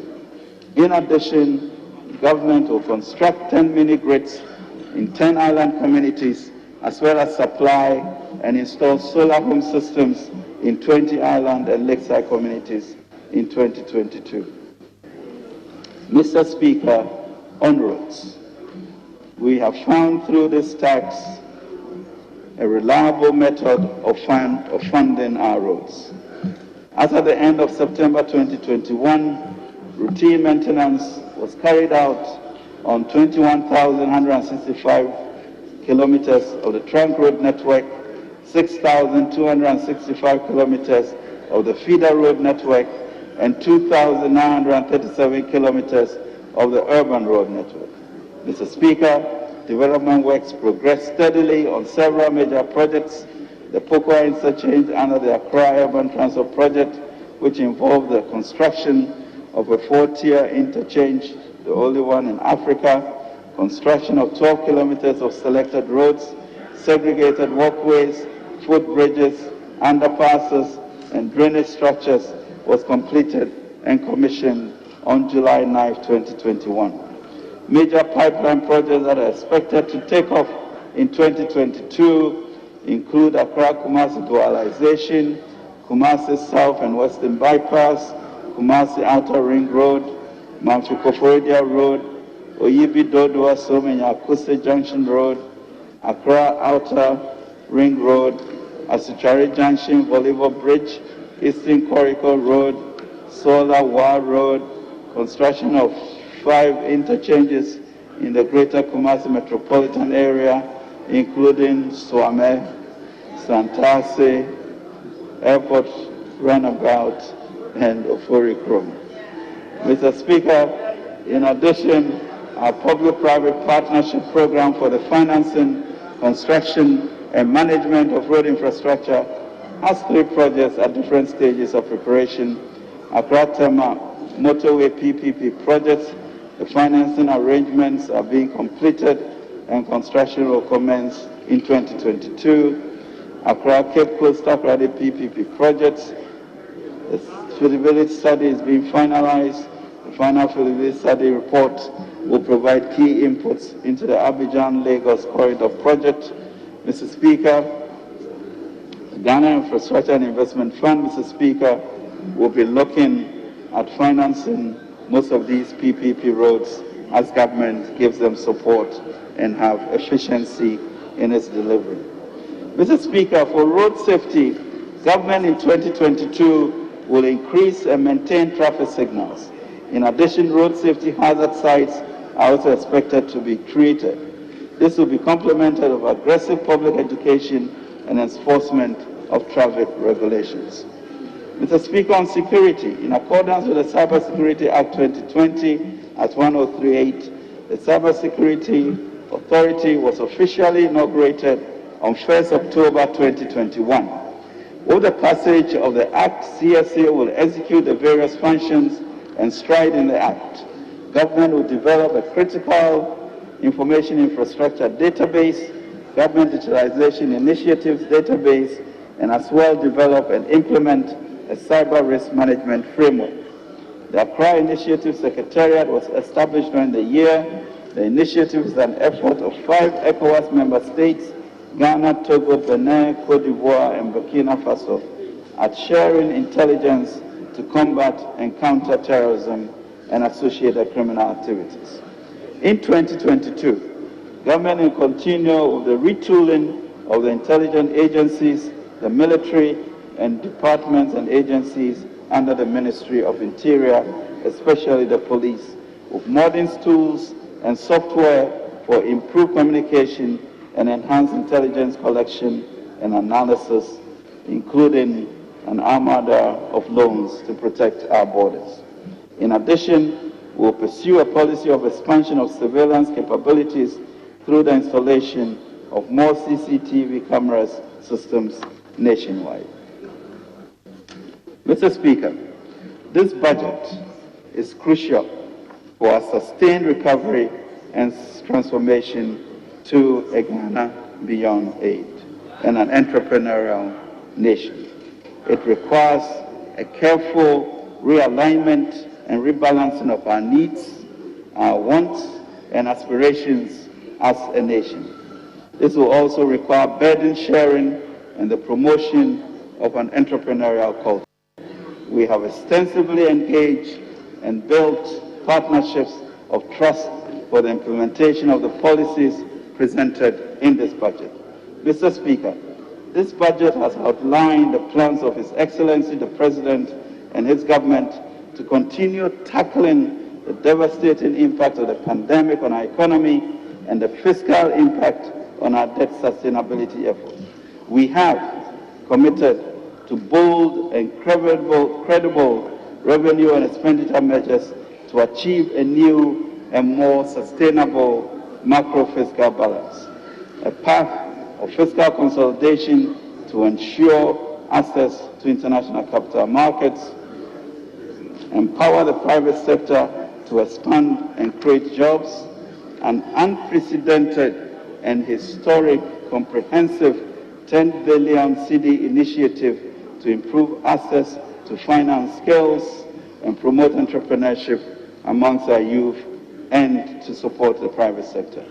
Continued implementation of our flagship programs to improve the living standards of our people, strategic investments through the Obatampa program to revitalize and transform the structure of our economy, and initiatives, Mr. Speaker, to advance digitalization to boost efficiency in our transactions. So, Mr. Speaker, the enablers of digitalization and ICT economy, finance, and skills training are boldly illustrated in this budget. Having steered our nation through the most difficult and uncertain period in our country's history and the worst crisis since World War II globally, and with Ghanaians renewing their mandate for His Excellency the President, I can assure you that the commitment of His Excellency Nana Addo Dankwa Akufo-Addo to improve the living standards of fellow Ghanaians and to create a self-confident country that is in charge of its destiny remains his #1 priority. Mr. Speaker, he cannot do it alone. He will count on us standing with him to achieve Ghana's manifest destiny with greatness. Mr. Speaker, in his book, The Song Bird, Tony DeMello tells the following story. A man found an eagle's egg and put it in the nest of a barnyard hen. The eaglet hatched with a brood of chicks and grew up with them. All his life, the eagle did what the barnyard chicks did, thinking he was a barnyard chick. He scratched the air for worms and insects, he clacked and cackled, and he would thrash his wings and fly a few feet into the air. Years passed, and the old eagle grew very old. One day he saw a magnificent bird above him in the cloudless sky. It glided in graceful majesty among the powerful wind currents, with scarcely a beat of its strong golden wings. The old grounded eagle looked up in awe. "Who is that?" he asked. "That's the eagle," the king of the birds said his neighbor. "He belongs to the sky, we belong to the earth, we are chickens." So the eagle lived and died a chicken, for that's what he thought he was. Mr. Speaker, we are eagles. We must eschew language of poverty of aspiration and reject the 10 spies who want us to go back to Egypt. We are God's people, meant for greatness, and let us fly. Mr. Speaker, we promised to reduce the suffering of Ghanaians when we came into office, and we did just that when we came into office. Specifically, let me tell you what the government of His Excellency Nana Addo akufo-addo has done. We reduced electricity tax cumulatively by 10.9% compared to a cumulative increase of 264% under the NDC. We provided free water for households for April, May, and June of 2020.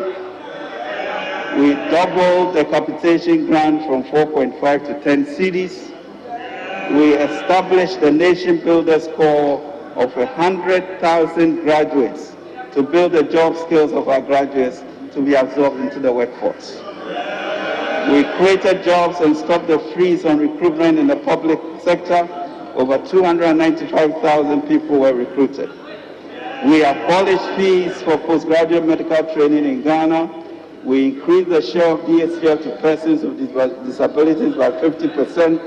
We exempted carrier from market tolls. We ensured the implementation of our pledge of employing 50% of the persons who manage the country's toll booths from among persons with disabilities.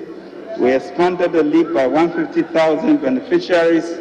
We expanded school feeding program from 1.6 billion children to 3.4, and now increasing it to over 4 million. We were able to restore teacher and nurses training allowance. We abolished the 3-month pay policy for teachers. We absorbed the cost of BEC and WASI term exam registrations. We abolished or reduced 15 taxes, including excise duty on petroleum, VAT on financial services, real estate, domestic airline tickets, etc. We made it easier to apply for a common passport. We made it easier to apply for a license. We made it easier and quicker to apply for and obtain pensions in 10 days. We made it easier to buy electricity from your mobile phone. We made it easier to apply for scholarships. We made it easier to send and receive money through mobile money interoperability. We made it easier to open a traditional bank account using your Ghana card. No guarantor is now required to obtain student loans. The Ghana card is sufficient. We reduced corruption associated with obtaining public services by digitalization of service delivery. We saved the NHIS from collapse by reducing arrears to service providers. We provided 600 million COVID fund for small businesses. We made it easier for the renewal of NHIS membership through mobile phones. We made it easier to register a business. We made it easier to clear goods from the ports through the paperless process. We made it easier to apply for a construction permit. We have reduced inflation. We have reduced bank lending rates. We have reduced depreciation of the cedi. Allowance of security personnel at UN peacekeeping missions increased from $31 to $35. We have spent $21 billion to save the deposits of 4.7 million depositors. We have implemented free TVET. Mr. Speaker, let us remember what we have achieved with 2 fish and 5 loaves even in these 5 years, and strive boldly, Mr. Speaker, and confidently to build our entrepreneurial nation. It is remarkable, Mr. Speaker, what we have been able to do with our debt in these 5 years. We have implemented, of course, the free senior high school initiative. Mr. Speaker, while we have not eliminated suffering, we have done more in terms of social intervention than any other government since 1992. and certainly more in this regard than the NDC governments. We will therefore continue to work towards mitigating the burdens imposed on by the global impact of COVID-19 on Ghanaians, as we also commit to tackle the social ills of expenditure control, corruption, recurring leakages, and low productivity. We shall work with labor and employers to institute a National Labor Conference to promote productivity in all its forms. Mr. Speaker, with his renewed mandate, His Excellency the President is resolute that in the next 3 years he will establish a stronger and more stable economy, an entrepreneurial nation that empowers young people to be bold, innovative, proactive, and dynamic to contribute to the transformation of our country. Mr. Speaker, in addition to continuing the implementation of our flagship programs, we will scale up interventions under the 100 billion Ghana Obatampa program, especially in the agriculture and industrial sectors, and the Youth Start agenda. In 2022, Mr. Speaker, through this budget, we will activate the 10 billion Youth Start program nationwide to promote skills and entrepreneurship among our youth. We will continue to support the private sector to expand and provide employment opportunities for our people. We will build up our financial architecture to be responsible and to be world-class. We will prioritize the completion of ongoing projects in health, education, and the housing sectors to drive social mobility and transformation. We will leverage up the AFCFTA Secretariat to become a regional hub in all sectors of the economy. Among others, we will continue to ramp up our revenue mobilization efforts to enable us to secure quality living standards. We will continue to subject all public expenditure to thorough justification in line with the PFM Act to ensure value for money for every cedi spent. We will aggressively continue with road construction to connect communities, markets, and people. We will continue to advance digitalization to improve convenience for Ghanaians and create a modern, efficient, digitized economy. We will continue to promote science, technology, and innovation to build competencies for a resilient future. We will continue to reposition our economy through our Regional Hubs program to optimize the opportunities in the sub-region and continent. We will continue, Mr. Speaker, to ensure that our climate policies and our gender policies are first class. We will continue to resource our security agencies to defend and protect Ghana and Ghanaians. We will continue to reform the energy sector, promote climate resilience, and drive the adaptation of renewable energy technologies. Mr. Speaker, Scripture teaches us that the process of building a nation is in phases.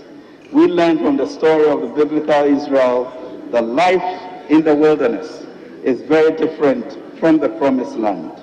In the desert, God freely provided for the necessities of the young nation: food, water, clothing. When the nation transitioned into their promised land, God enabled them to cultivate farms and build enterprises for themselves and their country. We, Mr. Speaker, can draw lessons from this ancient story for our national quest.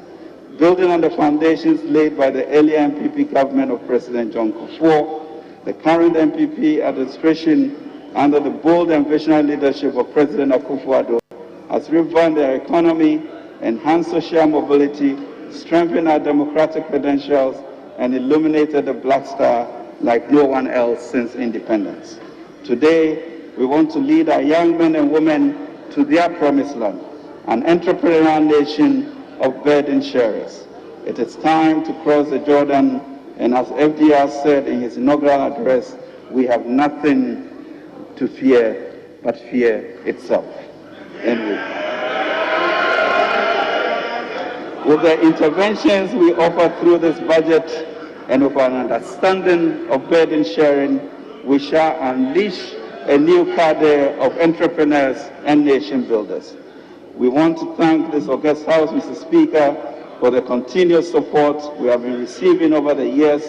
We will count on you for approval and support to to implement the budget for the transformation of our country. We are also appreciative of the numerous stakeholders for providing useful insights and perspectives in shaping this budget. So as we end, Mr. Speaker, let us ask Jehovah to bless us and keep us. Let Jehovah make his face shine upon us and be gracious unto us. May Jehovah lift his countenance upon us and give us peace, and bless us as children and our nation Ghana to be great and strong. Mr. Speaker, I present to you the Agyapong budget. Right Honourable Speaker, I pledge to move.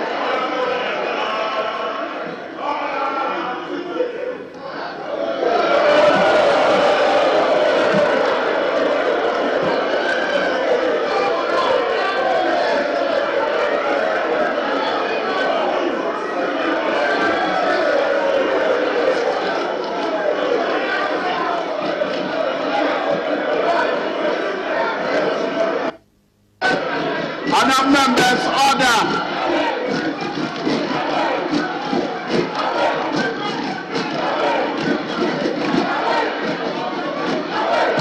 Honourable members, order.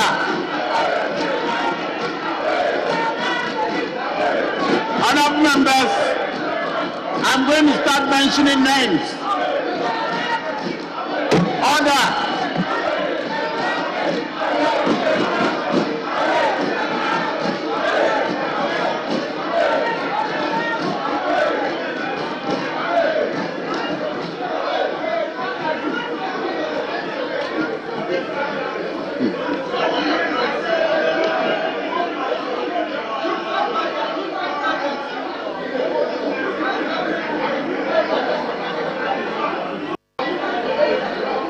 Honourable members, in accordance with the standing orders, Order 143, debate on the motion shall stand adjourned to a date not less than 3 days after the presentation.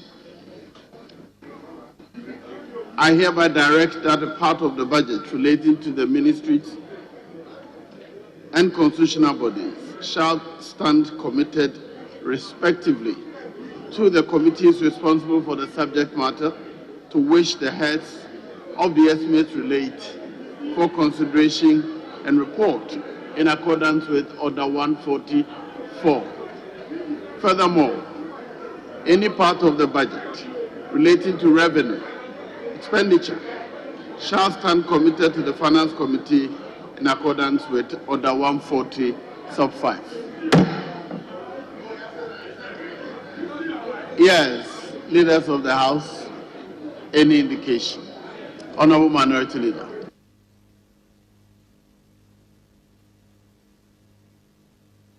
Mr. Speaker, we have heard the Honourable Minister for Finance, Ken Ofori-Atta, on the 2022 budget statement. Mr. Speaker, Chrono Ayesh, the system is hot. To it, the system may not be able to bear the hardship. Literally, the system is hot, Mr. Speaker. And Mr. Speaker, it's only the Honourable Ken Ofori-Atta who ironically eases burdens, to quote his words, that they are not, there is no illusion about the suffering of Ghanaians, yet he is imposing further suffering, imposing a 1.75 Momo electronic banking tax.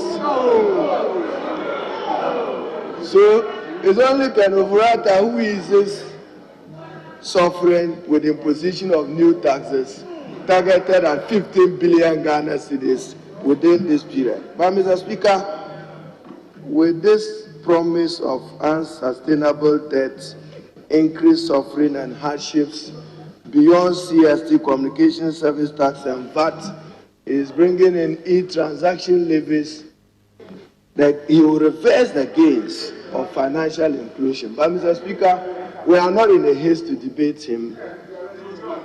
And why you project revenue from 53 billion to 80 billion within 1 year, the market have listened to you. Ghanaians have listened to you. This budget does not end any suffering. You will be credited in the Guinness Book of Records for borrowing more than any other minister under the Fourth Republic. Mr. Speaker, with that, I will not hesitate to second the motion for adjournment. I will not hesitate. I will allow the leader of government business, who himself today is not too smiling. The vice president, the chairhead, is not here today because of acting capacity. We've advised him to grow beyond coming to chair a minister for finance. Thank you, Mr. Speaker.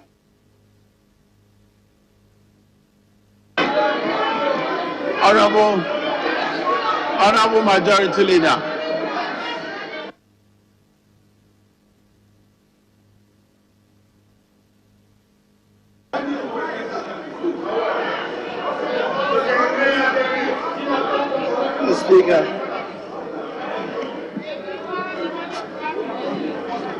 Mr. Speaker, I think for the avoidance of doubt, it's important to clear the statement that has been made by the minority leader in respect of the acting president's absence from the chamber.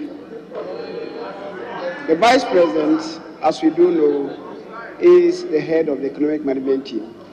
And at budget, the Speaker, he has always been with us. Today, he's not with us. And the reason is simple. The Speaker, today, he is the acting president. And because he's the acting president, and because it is a president who causes the finance minister to come and present the budget to the House, the president cannot be in the House. Mr. Speaker, that is for the uninitiated. That is for the uninitiated. That is the technical position. Mr. Speaker, if the president comes to this House, once the president comes to this House, as you do know, the maize will have to be subsumed into the sword of the state. Because when he comes to speak to us. And because the president will not be speaking to us. So people should understand this. People should understand this.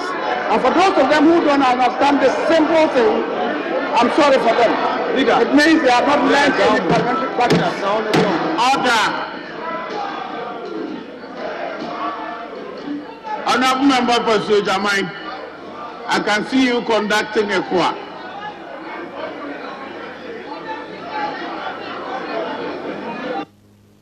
Yes, Honorable Majority Leader.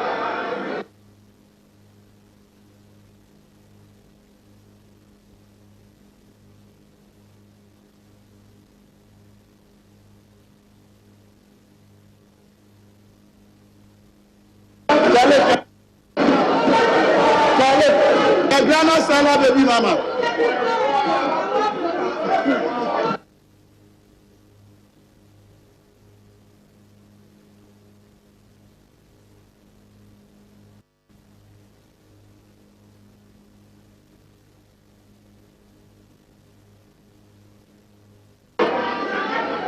Honorable Chief Whip, Honorable Minority Chief Whip, I'm waiting on you to bring calm to your side, then we'll continue.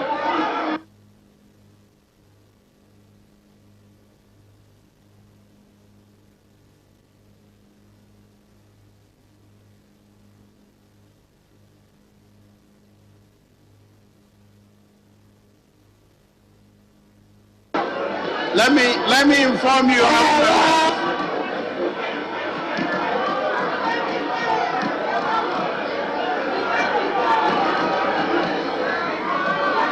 Honorable members on the minority side, let me inform you that the instruction Mr. Speaker gave me was to have anybody who disrupts proceedings removed by the marshal. That was the Speaker's instruction. It was given in the presence of members. And I will not hesitate to do that. Yes, Honorable Majority Leader, if you may conclude.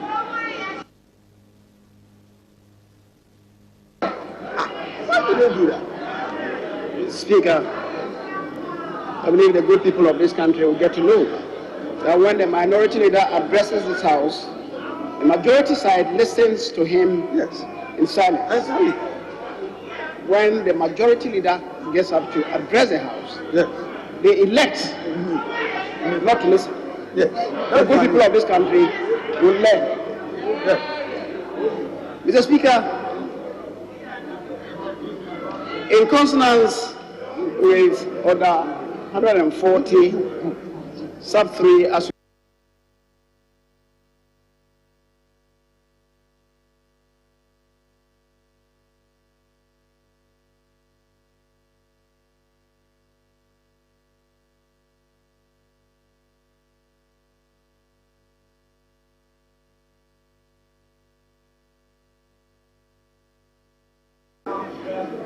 Mr. Speaker, this nation must develop COVID-19 or no COVID-19.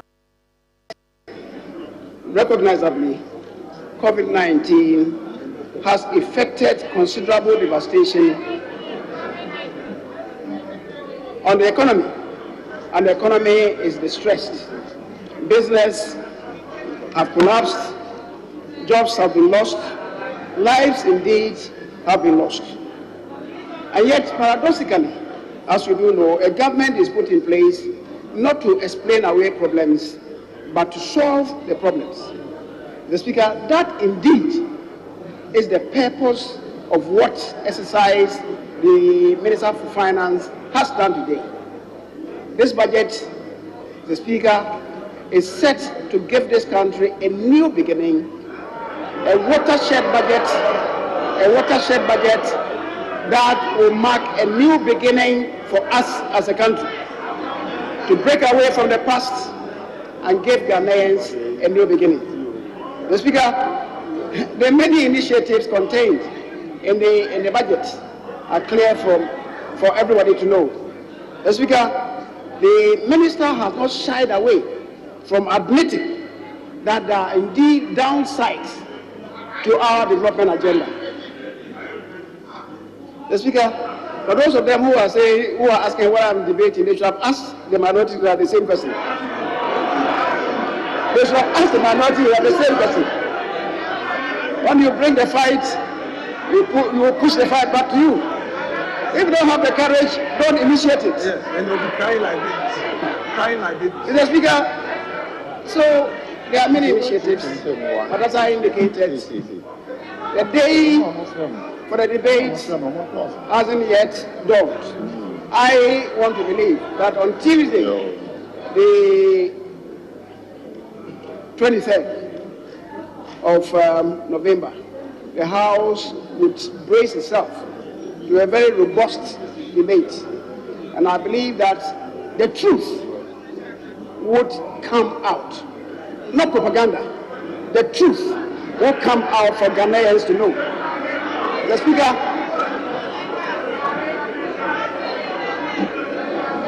this budget is not a propaganda budget. That is why it is not a green book. It is why it is not a green book. The Speaker, so we'll debate it when the time arises. The Speaker having said so, because the time is long past 2 o'clock, it's the usual closing time, we don't need a motion for adjournment. Adjourning, Mr. Speaker, lies with you, and I believe that we would adjourn the House so that we can move to ponder over what we have done. And, Mr. Speaker, we have agreed. I'll punish you. By way of announcement, we have agreed that the post-budget workshop. I'll punish you. I said, I'm going. Help me at the peril. As I was saying, the post-budget workshop will hold in Hull, and we are told that the facility may not be available in the morning of Saturday. So the post-budget workshop will begin in earnest in the afternoon of Saturday, and for us at home. And the adjournment for today, Mr. Speaker, because of an earlier commitment, the adjournment for today until tomorrow, the sitting for tomorrow will not begin at 10, but rather begin at 12 o'clock in the noon. 12 o'clock noon time tomorrow. Mr. Speaker, let me also say that the Women Caucus are supposed to hold themselves in readiness for a group photograph soon after we adjourn. A group photograph, the Women Caucus. The same goes for leadership of the House. For some particular reason, the Women Caucus, all of you together, will have a group photograph, meaning we adjourn, and the same goes for leadership. Having said so, Mr. Speaker, as I said, adjournment rests with you. I thank you very much, Mr. Speaker. Very well, honourable members. Before I adjourn the House, let me repeat this announcement, that the Women Caucus and the leadership of the House are required to take photographs for the 2022 calendar of Parliament. Please note that it is immediately after adjournment. On that note, the House is adjourned to tomorrow at 12 noon. 12 noon.